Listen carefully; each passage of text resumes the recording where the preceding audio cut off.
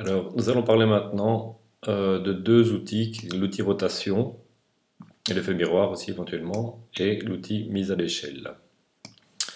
Alors, nous avions vu qu'avec un rectangle, tant qu'on est sur la flèche bleue, eh bien, on peut effectuer une rotation du rectangle de l'élément, mais il y a une fonction plus complète qui permet de gérer un peu mieux les rotations, d'où l'outil rotation.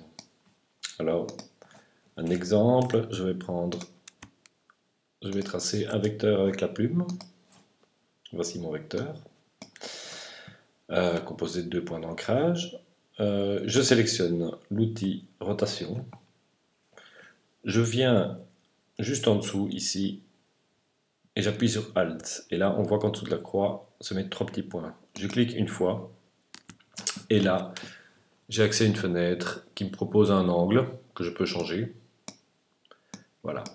Et dans toutes ces palettes Illustrator, il y a une case aperçu. Une fois qu'elle est cochée, on peut prévisualiser le résultat final. Mais ici, ce qui est intéressant, soit je valide et elle arrive comme ceci, ou alors je fais copier. Alors par exemple, je vais le mettre dans un angle de 30 degrés, et je vais demander copier. Donc en fait, effectivement, une garde originale, et il effectue une copie. Si j'ai envie de faire toute une espèce d'étoile comme ça, je ne vais pas répéter l'opération à chaque fois. Il y a une fonction, pomme D, qui répète la dernière manœuvre. Chaque fois que je fais un pomme D, ça répète exactement la dernière manœuvre. Donc je fais pomme D, pomme D, pomme D, pomme D, pomme D, pomme D, pomme D, pomme D, pomme D, pomme D. Et me voici donc avec un espèce d'effet créé relativement facilement, simplement avec l'outil rotation.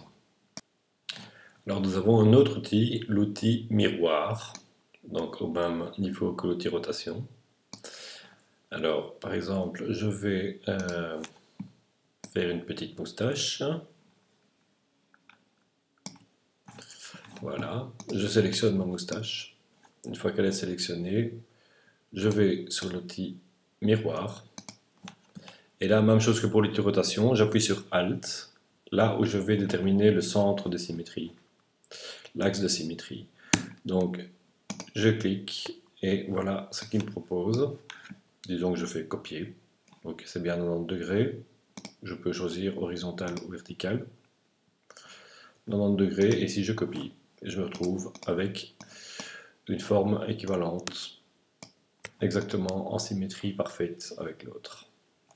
Voilà, ça c'est l'outil de miroir qui dit bien ce que ça veut dire. Alors ensuite, nous allons voir l'outil mise à l'échelle. Donc nous avions vu que grâce à la flèche noire, nous pouvions directement modifier l'échelle d'un élément. Ici en fait, celle-ci est intéressante. Donc outil de mise à l'échelle S, équivalent clavier S. Vous voyez pour tous les outils, il y a à côté des équivalents clavier, hein. T, par exemple, qu'on verra plus tard, texte, etc., etc.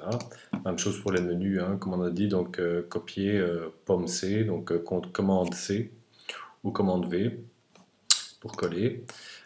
Ici, en fait, cet outil de mise à l'échelle est intéressant parce qu'en double-cliquant dessus, en fait, on arrive à une fenêtre.